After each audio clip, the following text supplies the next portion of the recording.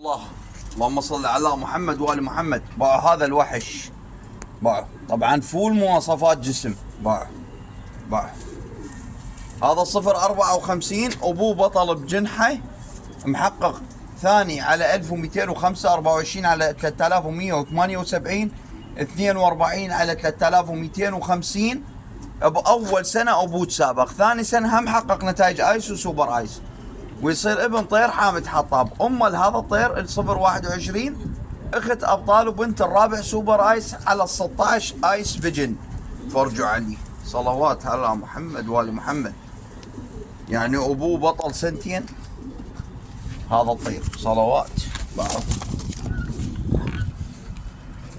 اللهم صل على محمد وآل محمد.